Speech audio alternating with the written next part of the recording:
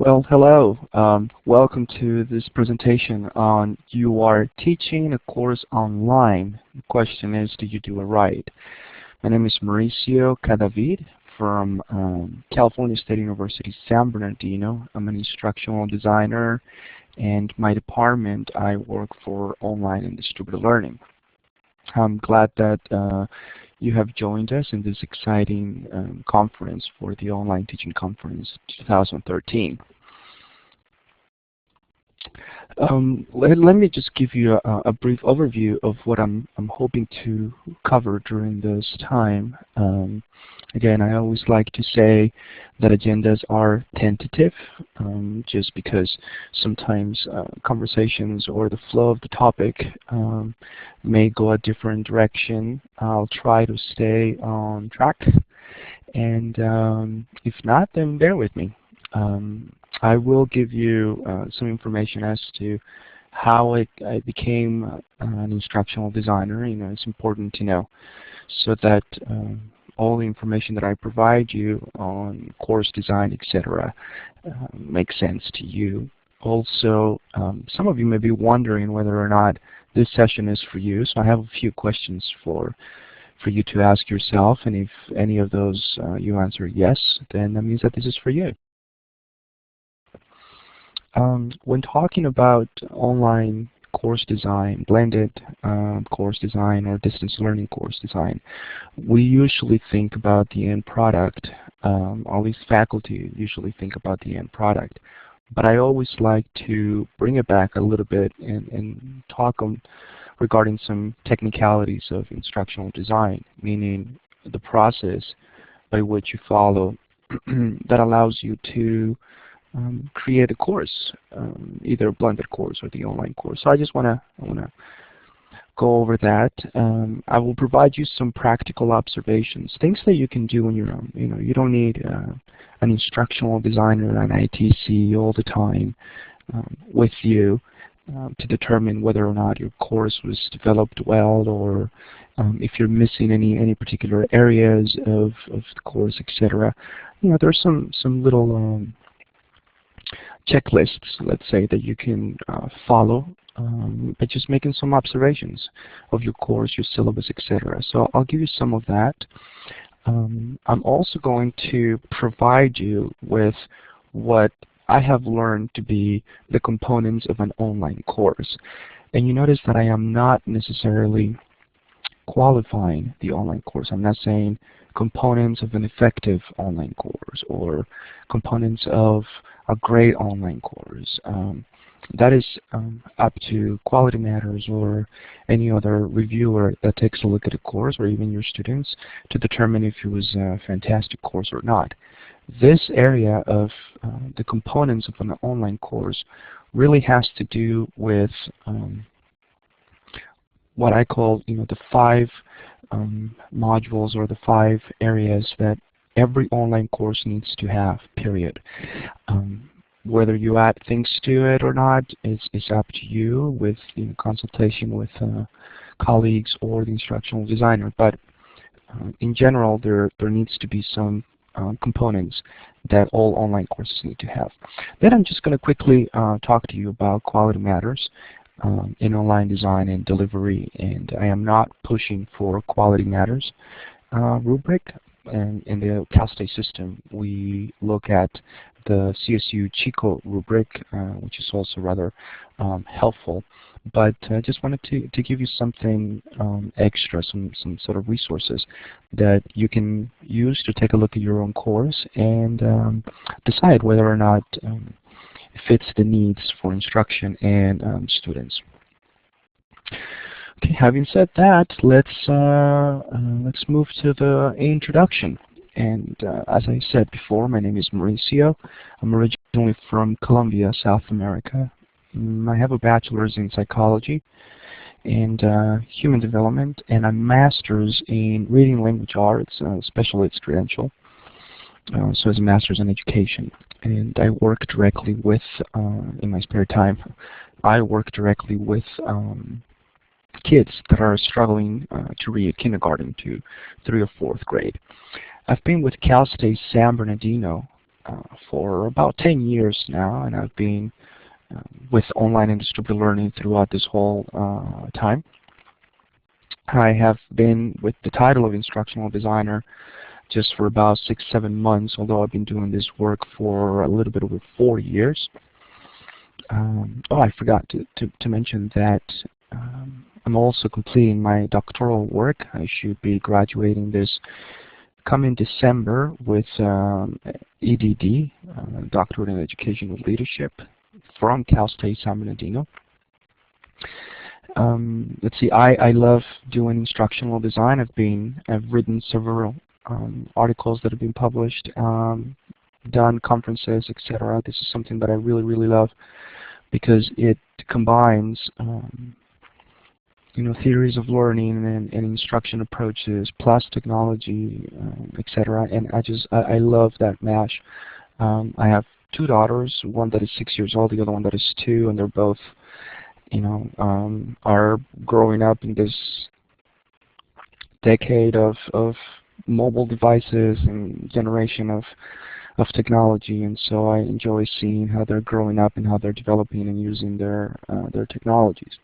So that's just a little bit about me, and if you're still awake, let's continue. Now, every presentation that I do, I like to give what I call a disclaimer. Okay, and the disclaimer is that the presentation on what you're about to hear, it's not necessarily about you. Okay, this is about me. Unless you want to make it about you, and that's okay by me. Okay, I am guaranteeing that individual results may vary, and what this really means is I have worked with several tens of faculty all across different fields and professions, from chemistry, biology, psychology, to language arts, math, nursing, criminal justice, etc. And by working with them, I have realized that really the course design that I work with them, it's not about me telling them how to do the work. It's about how the work needs to be done, how the course needs to be developed, and it's really not about my preferences, per se, but about what is best practices for online instruction, considering online learning, distance learning, etc. And so when I say that this is not about you, is that I am not pointing fingers and saying, if you did not the course by following this process, this rubric, then your course is not done well. It's really not about that. It's about what I have learned, okay, some of the tricks that I have encountered, and all of this is pretty much experiential, let's call it like that. However, if what I am saying it's something that resonates with you, then please feel free to make it about you, to take the resources that I'm going to provide you and the ideas that I'm going to share, and yeah, run with them. Okay, so that is that. Now, if you're wondering, oh, is this for me? Well, if you answer yes to any of the following, then this is definitely for you. If you have taught a course before, if you're thinking of teaching online or being asked to teach online, if you think that online teaching is not for you, if you're just curious about distance education, or you think that you know everything about teaching, perhaps you do not have anything else to do right now and somebody told you watch this, and you answer yes, then any yeses here means that this session is for you and that you can benefit from it. Now, before really talking about how an online course is developed and the end product, what you're about to start, teaching, next quarter, or students are going to be taking a look at it, you have to take into consideration the steps or the processes that were, followed to get to the end of the product. And for this, I just wanted to bring your attention to, the Addy model. and I'm not sure if everybody knows about it, but I'm assuming that at least one of the people looking at this or listening to this is probably thinking, what is Addy? Or, wait, I don't remember exactly what Addy is. So for that, I just wanted to quickly show you what Addy is, and just to give you an example that you can follow this model, which is not the only model. There's about 3 or 4 different other ones, but this is the most highly used. Some instructional designers are starting to wonder if this model is still relevant. Some other ones believe that there's nothing else there better than this one. So regardless of that, this is something that you can use on your own, taking a look at your course, or if you're thinking about designing your course. And it starts with analyzing. Okay. Although this shows the cycle that it goes from analyzing to design to develop to implement, you will notice that there's an evaluate component that is part of the model, and it becomes the E in the Addy model. Now, this doesn't necessarily mean that the evaluation is done at the end of the model. As you can see, there is a recurring process in which evaluation is implemented or permeates within each of the different areas. So after you analyze the needs of the course, etc., you evaluate those needs. When you start designing your course, you again evaluate that design. Then you move to your developing the course, you evaluate. But you follow what I'm saying. Now, this particular model here looks to be a bit simple. So let me just give you a quick example of how the Addy model would really work. Some of the questions that are very relevant in the developing of your course, or even if your course is already developed, you can just simply go back and say, let me just take a quick look at it and see if this makes sense. So in the analysis component or phase of the course, you ask questions such as what you need to do, what are the objectives, how am I going to define success and measure success. This will come into play later on. When we do a checklist of, is your course, is your online course right? Did you do it right? You analyze the audience. What kind of students are you going to have based on the knowledge that you have of your course when you're going to teach it, the time. First-time freshman students learn differently than full-time working adult students. And so knowing that and knowing your audience is very, very important for how effective your course is going to be. Asking yourself the questions, what do the students already know? What do I already know?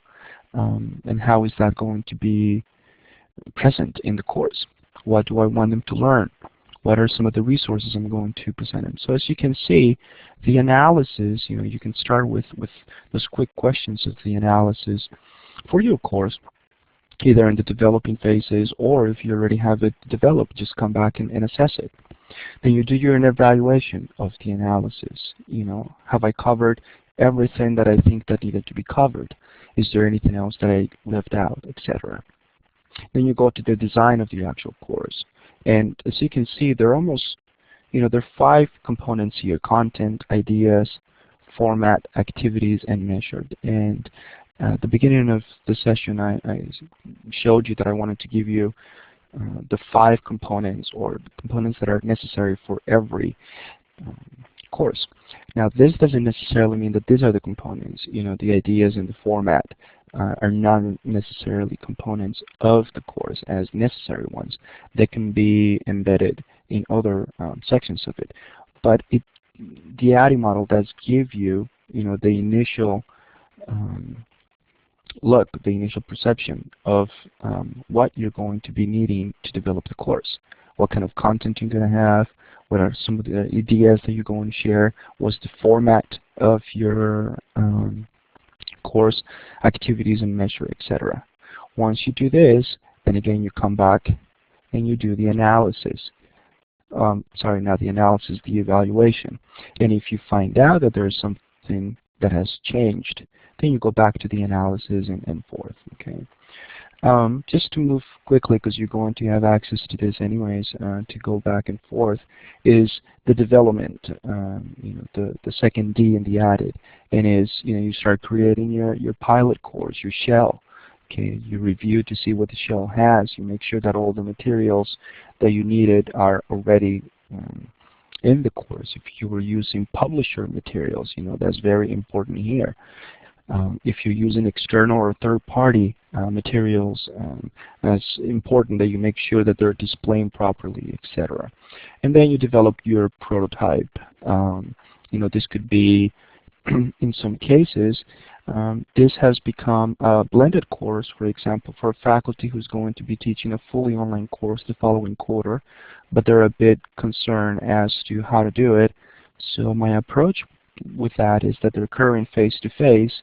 We try to make it into a blended course where some of the areas or some of the components of the design of the course will be included in that prototype. That way the faculty would feel a little bit more comfortable by the end of the quarter, and not only that, realize that their course is already halfway developed, etc. After the development, of course, we do an evaluation again, make sure that everything is there, and then we start with the implementation. And all of this, pretty much, you are evaluating all of the different areas of timetable, how long the course is going to be, the schedule, make sure that you know how you're going to notify students of assignments, due dates, etc., the delivery mode, if it's going to be through an LMS, social media, etc., internet reliability, etc. Okay, and then finally, although the E for the Addy evaluation, it takes into account all of the different areas that you've just looked at, the analysis, the design, the development, the implementation. And then it gives you an overview of if you had followed each step properly and you've done what you can, then in the end, you're going to be able to take a look at the course, take a look at the objectives. Does anything need to be changed?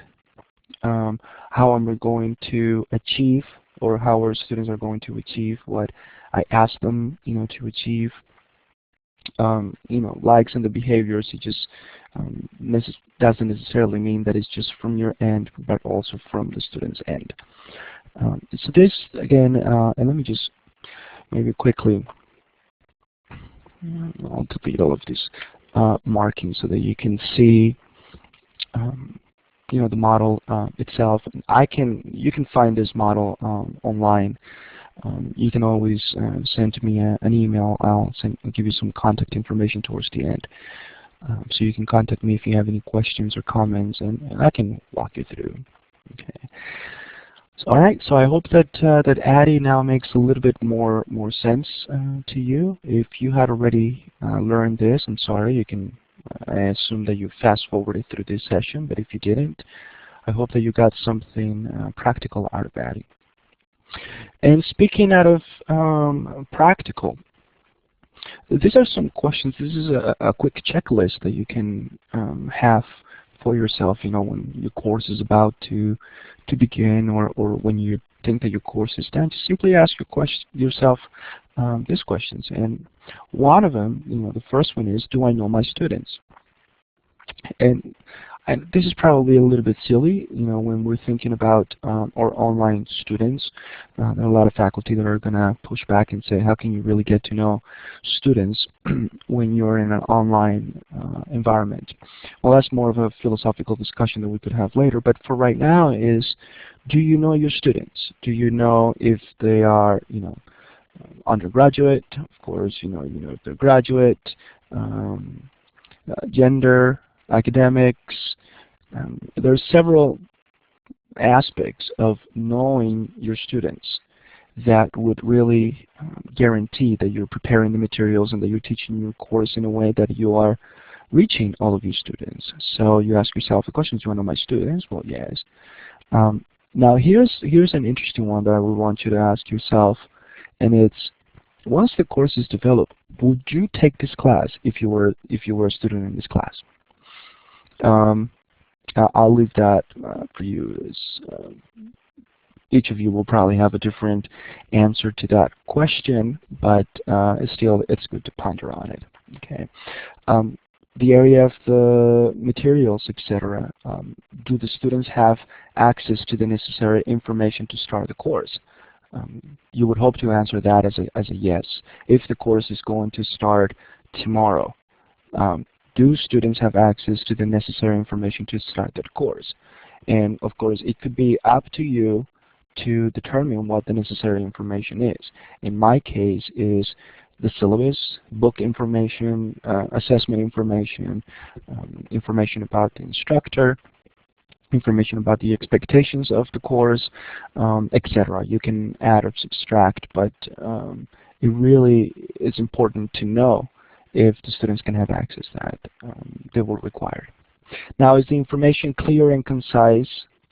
Are your course objectives laid out correctly? Are the outcomes explained?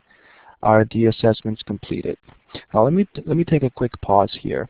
Okay, the reason why is because when it comes to the objectives and the outcomes, I seem to run into some issues with some faculty about objectives and outcomes. And what I have learned, especially for graduates courses and the doctoral work courses, that I think should be applied to any course, is more of a pedagogical approach to teaching online, or to teaching period, is that objectives and outcomes are actually a bit different when it comes to online instruction. In a face-to-face, you can say the objective of this course is that at the end of the course, the students will be able to do a 5-minute presentation. Okay, you can, the students will come in at the end of the quarter, they'll do their 5-minute presentation, you have a clock, you're looking at their body language, you're looking at their oral presentation, if they have any sort of address expectations, or etc., right? But when it comes to an online course, would that be an effective objective? Okay, so that, but at the end of this, let's say communication course, communication 120, for example, students will be able to do a 5-minute presentation. Ask yourselves, if I am telling students that the objective of this course is to help them do a 5-minute presentation at the end of the term, how are you going to be able to determine if they did it well or not, meaning if you met the objectives? Well, here's where the outcomes come, okay? And one thing is to say the student will be able to do a 5-minute presentation. Okay, that's an objective. But how do you know that, or how would students be able to prepare in an online class to meet those objectives? So that's when the course outcomes come. And in this case, for the 5-minute presentation, you would say the students will be able to do, or students will be evaluated on time of the presentation, quality of the video, audio of the video, clear guidelines for this, clear explanation or structure of the speech, etc., etc. Now, those outcomes are part of the objective that the student will be able to complete in a 5-minute presentation. But it would also serve as to measure the individual parts of that objective and what can be measured. And that's why assessment then becomes important in this case, because you will be able to then assess each of those individual outcomes and know whether or not they have been completed. Okay, so that was just a little tidbit there. You may already know this, but if you didn't, good. Continuing with the question, does the course match the syllabus structure? Have I identified any potential issues with the course design? And do I have a backup plan in case of technology failure?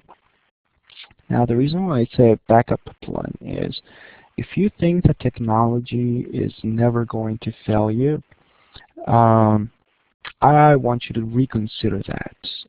Here at Cal State San Bernardino, we use learning management systems, we use Moodle and Blackboard, and let me tell you that sometimes technology doesn't work. Now, it doesn't work on our end, the designer side. Sometimes it doesn't work on the faculty side, and most often, it may not work on the student end. You have to have into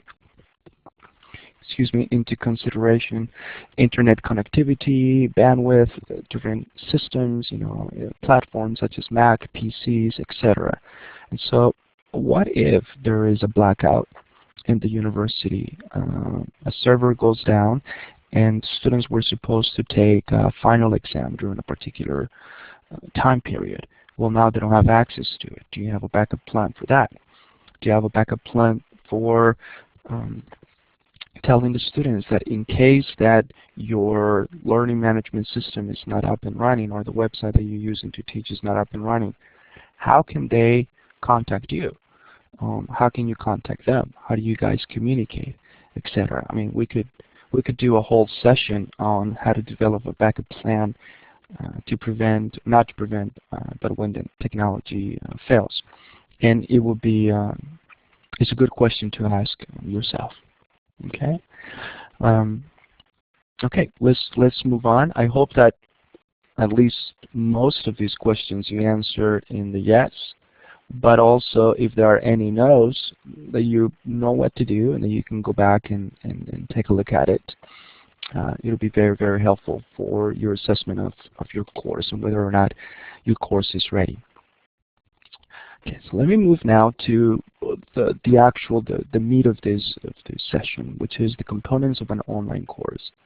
Now, I believe, based on literature and the different areas that I assist with faculty in online courses here on campus, our blended and online courses at Cal State is about 155. We have 9 blended and fully online programs, 2 that are fully online and 7 that are blended, different categories from different colleges. And so when I take all of that, I am able to identify 5 general components that I believe every online course needs to have.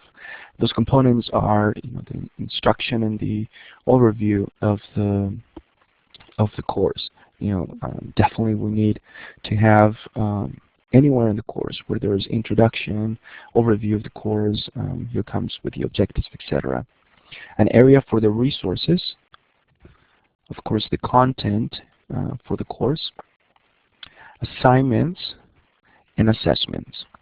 Okay, these 2 assignments and assessments, I will talk a little bit more about them later, just because they are a little bit different in what we have come to know what they are, and so I just wanted to touch on that. So let me start with introduction. Okay, so in your course, if you are looking at this session right now, you're taking notes, or you freeze the screen.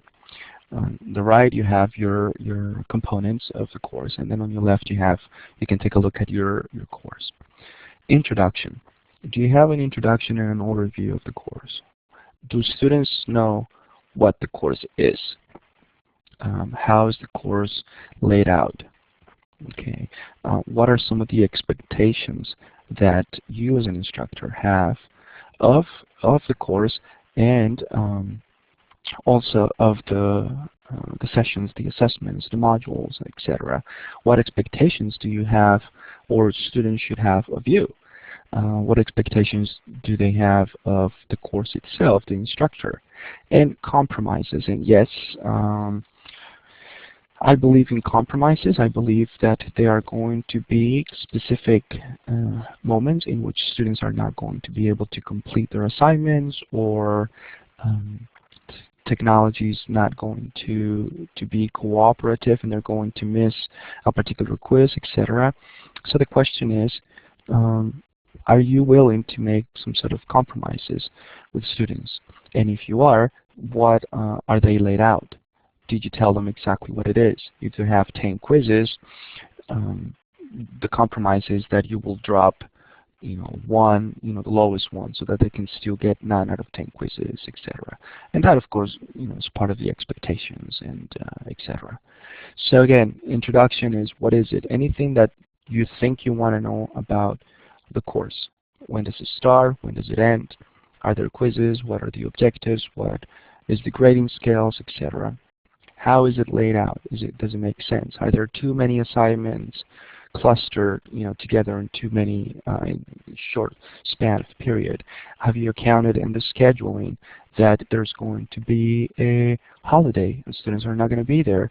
Are they going to be able to complete or be expected to complete the assignment, during 4th of July or Memorial Day weekend or Thanksgiving, etc.? Okay. Now the next component is the resources, and I could have put, in a way, content, when I was back here, as resources as part of content.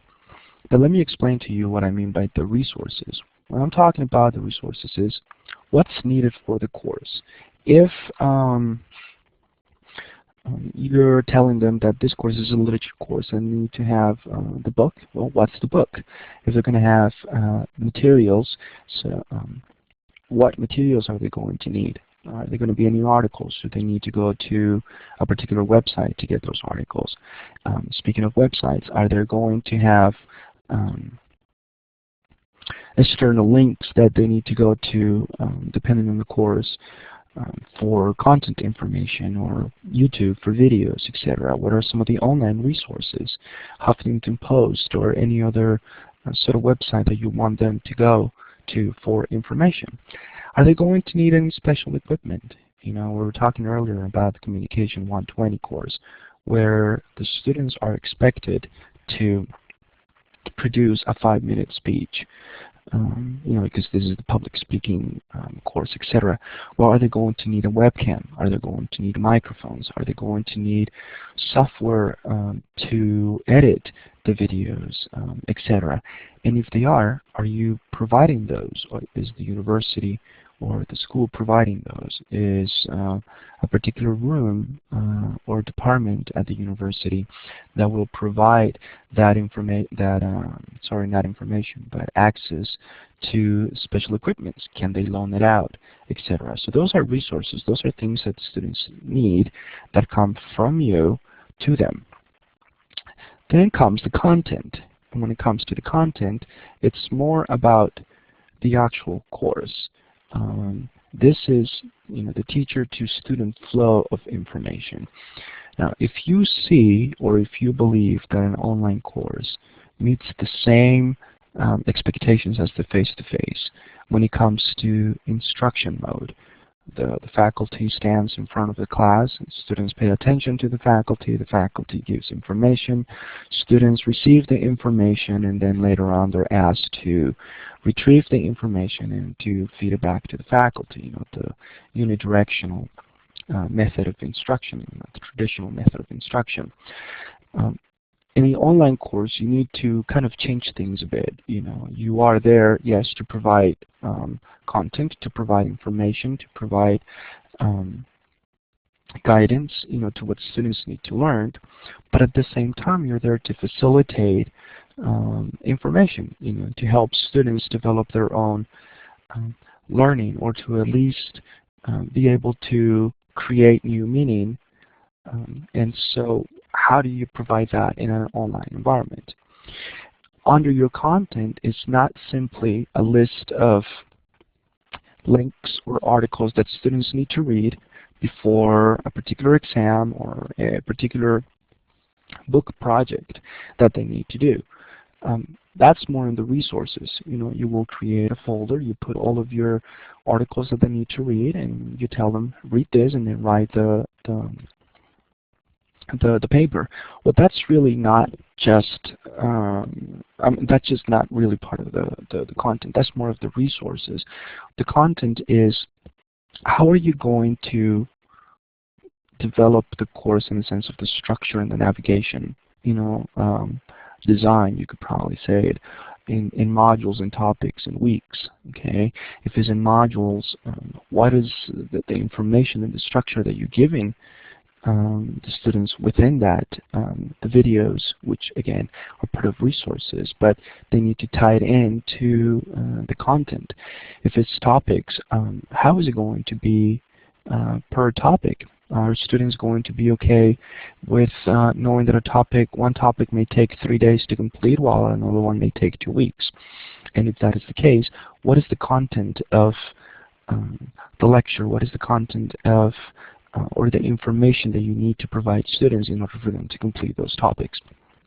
And again, we could go into one single session talking about appropriate content, effective content delivery, etc. But that's just the intent of this is to help you think a little bit more about the differences between either the resources or the contents. Some of you may want to put resources under contents. I'll be fine for as long as you know kind of like the difference between the two.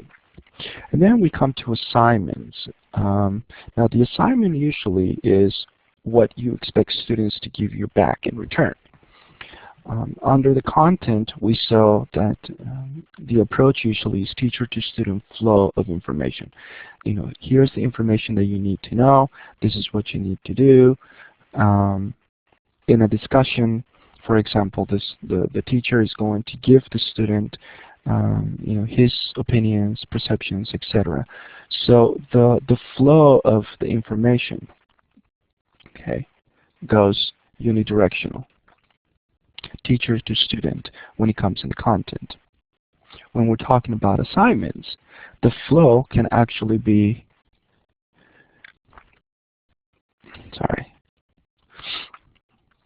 not unidirectional anymore, but bidirectional. This is, you give a student a particular file, a presentation, participation, etc., and you tell the student, you have to go now and do something. This is the assignment, the doing part of it. Ask yourself a question. If this is a fully online class, is the assignment online? Are they going to have to mail you something? Are they going to have to print something to either rescan it and resend it to you? Are they going to write a letter to an editor, print it, and then mail it to the newspaper editor that you're asking them to do the assignment, etc.? These are more of the files that students need to complete the particular assignment. It's not an assessment. Assessment comes next. If students need to listen to a particular speech and you have an audio file, you give it to them and then you tell them you need to listen to this, analyze it, and give me a response.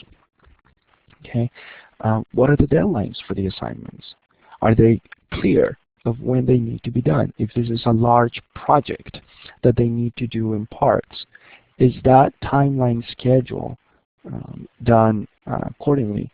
And does it fit your presentation schedule? Not presentation schedule, but does it fit your course schedule? Meaning they're going to have 3 or 4 different parts of the paper done or the project done, but then you have parts 2 and 3 within the same week. Is that feasible for the students to complete, or is that feasible even for you to be able to evaluate or to grade if you have 40, 50, 60 students? Have you considered the amount of time that is going to take you maybe for evaluating those? So again, assignments are more of the to-dos that you give your students. And there's going to be, when it comes to the assignment, there's going to be discussions between the instructor and the students as to clarifications, etc. Now, assessment. And I have here that assessment is not just testing.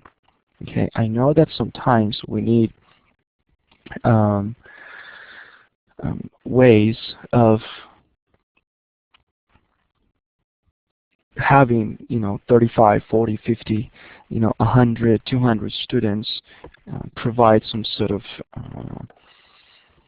feedback to the faculty as to are they learning or not. And so a multiple choice question or questionnaire of 10 questions would make sense, especially because you have software, you have your LMS, who is going to be able to grade the true false, or is going to be able to grade the matching or the multiple choice, multiple answer questions, yes, okay, fine, it's fine, you can do that. However, when it comes to an assessment, can you really tell the students are learning by taking multiple choice questions or exams or quizzes? Okay, so don't think of assessment, or at least I like to work with my faculty and remind them that assessment is really not just about testings, but it's about asking yourself the questions of, do I know that students have learned what I told them that they needed to learn? And in this case, what is that? What are the objectives? Okay, did I measure the objectives? How about the outcomes?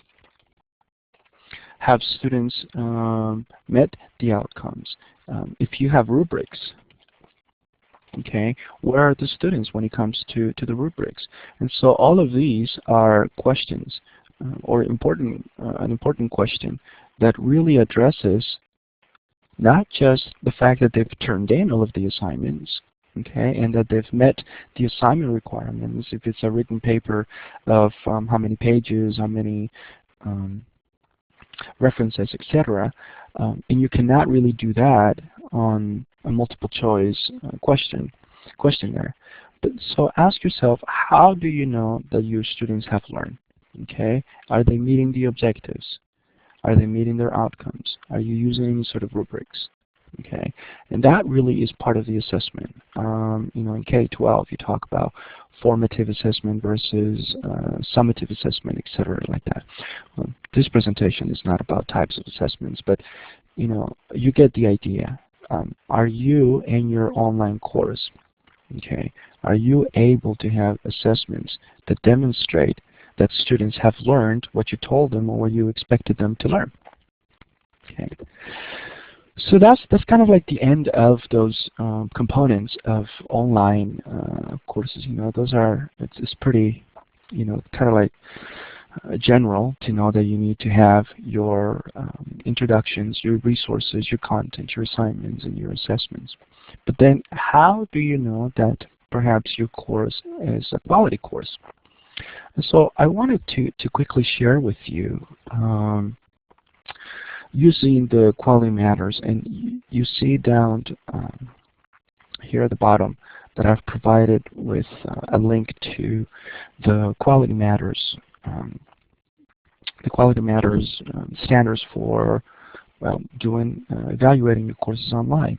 Now there's a large process that is followed sometimes for quality matters. I mean, quality matters itself, the document, it's 8 standards with 41 substandards. Each standard has a different number of standards, of substandards, which comes out to be about 328. You have your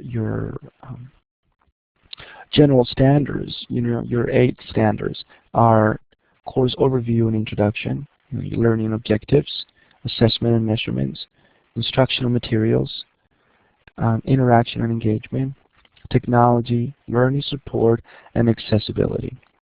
Okay. By the way, accessibility doesn't necessarily always mean ADA compliance. Accessibility also sometimes is referred to as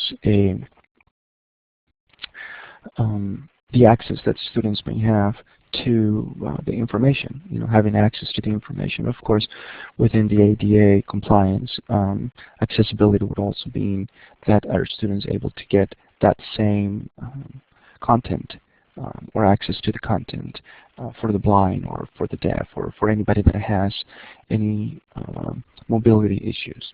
Okay, so again, the Quality Matters rubric is 8 standards, 41 substandards for 328 that cover your course overview, learning objectives, assessment measurements, etc. And if you go to this website, it's a PDF file, and it looks something like this. Okay, it's a one-page, and this is just the rubric, and you will see the different areas that you have, which are your standards, your course overview and introduction. Okay, so again, You have your course overview and introduction. These are the 8. The learning objectives, assessments, instructional materials, etc. So then you go into each of them. Okay. And now you have your course objectives, course overview and introduction. Then you have your actual standards of what they are. Number 1 is instructions make clear how to get started and where to find various course components, etc. And within the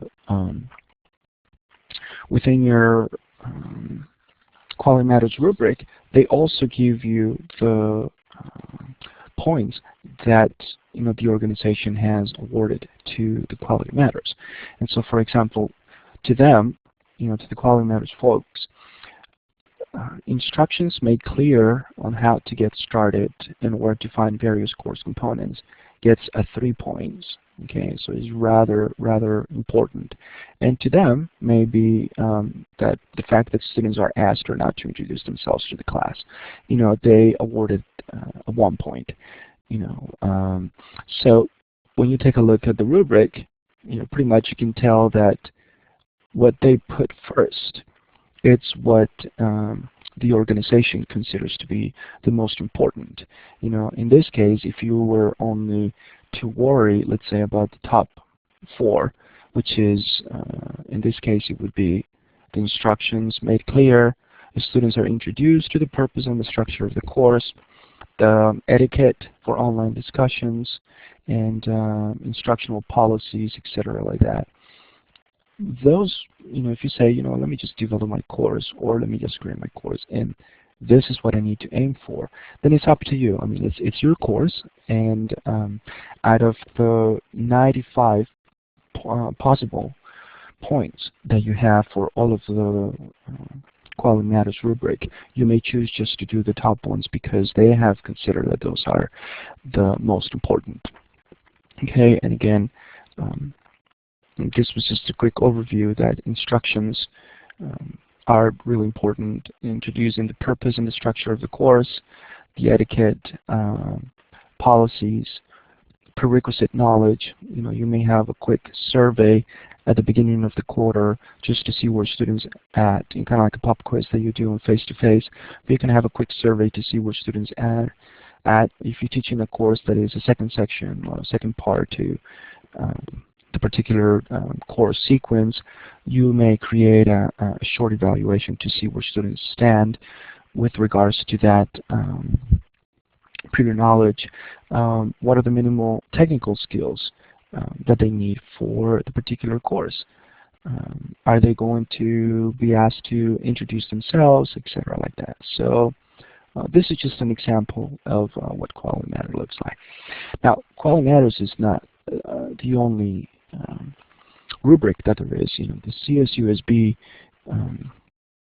the CSU Chico rubric. It's really helpful. I have a link for you. It breaks it down in 5 different areas. It's a little bit more in depth than Quality Matters, and if you wanted to really evaluate your course, then I would recommend you take a look at the Chico rubric, which I'll go to provide. Okay, so let's leave that there, and let me just quickly touch on universal design. And when I bring up this idea of the universal design, the first reaction that I get from faculty, most often than not, is, wait, but I thought that UD was for like architects or engineers and stuff like that. And yes, originally it was, with the sense of accessibility, as you can see by this image. If you haven't seen this image before, it's rather of a perfect example of having in mind the universal design principles of when creating something. In this particular one, you see that this is both a ramp and steps or stairs. Okay, rather than creating the steps on one end and then doing the ramp on the other one, they're both architecturally blended. So not only makes it like a visual focal point, but in this particular case, it serves the purposes for those individuals that are in wheelchairs, or for individuals that are not and can use the steps.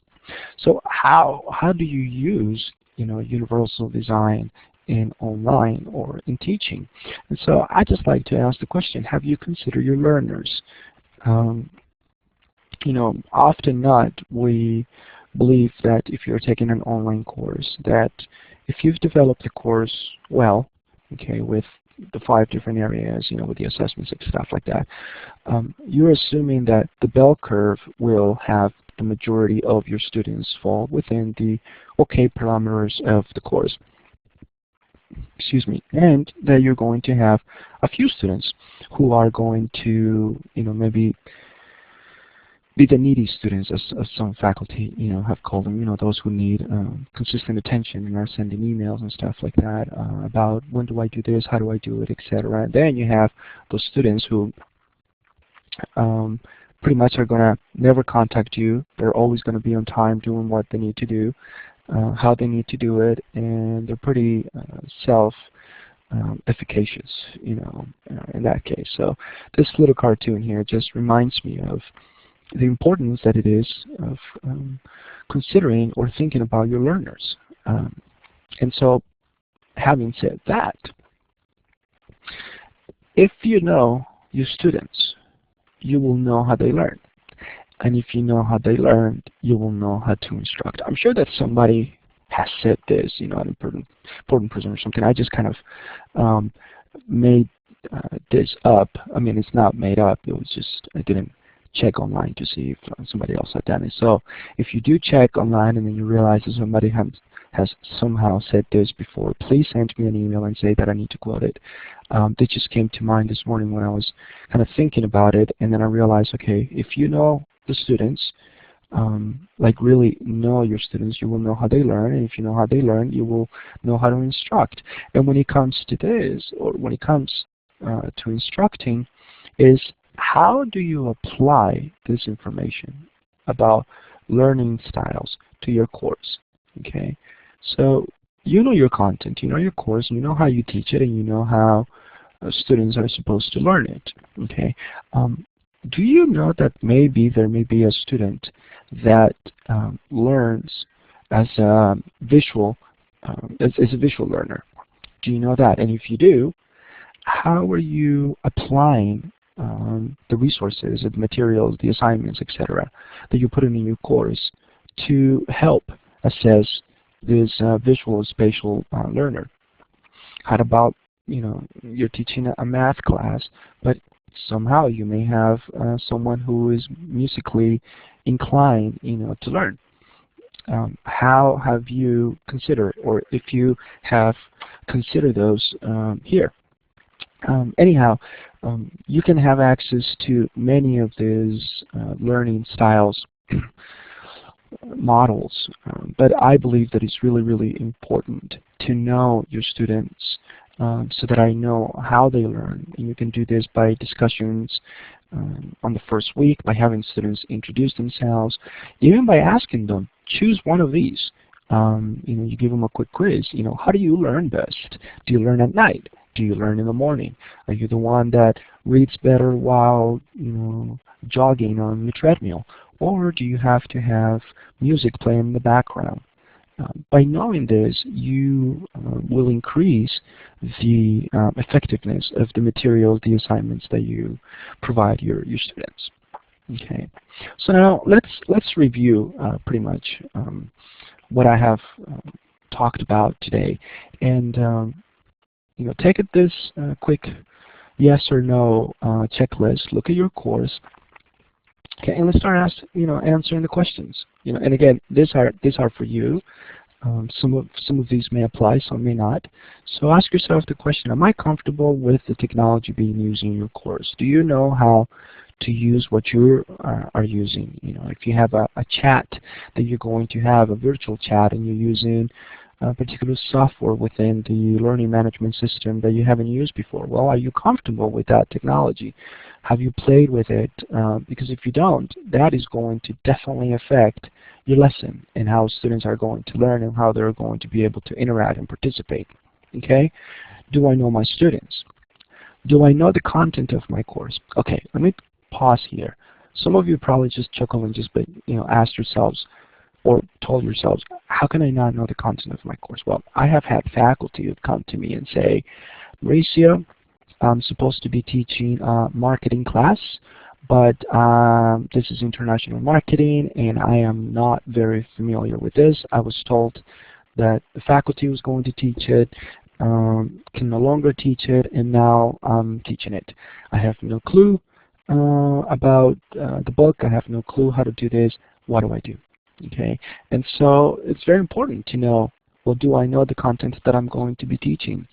If you do, and you've been teaching this for many years, but you've been doing it face-to-face, you may know the content, but do you know how to effectively put it online for your students? So it's a very good question to ask yourself.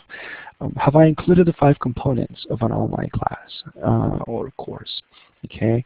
Have I provided opportunity for reflection, discussions, and participations? Some faculty may believe that this area here is should be included maybe separately, reflection, discussions, or participation as components. But the way that I see it is within the assessment part of your course. Are you providing students an opportunity to write a journal where they can do reflection, create a portfolio where they can do reflection? Are you creating discussion threads, either for groups or individually, where students are able to discuss, reflect, participate with the, or interact with the course content in the course? And those will be outcomes that you can then later on measure under your assessments. Okay. Another question is, will I be able to assess students' learning at several stages of the course? Is this a course that relies on a midterm and a final, or a final project, meaning students who are just going to be working 10 weeks, 5 weeks intensive, or a semester in this particular course, and at the end they just show up, a particular project and they're done? If that's the case, do you consider that that's an effective way of assessing your students' learning? Again, these are just questions for you. Have I taken into account the time it'll take you to prepare, collect, grade, and return assignments? Okay, under your compromises and expectations, you tell your students, if you send me an email on Friday after 5 o'clock, do not expect an answer until at least Sunday afternoon.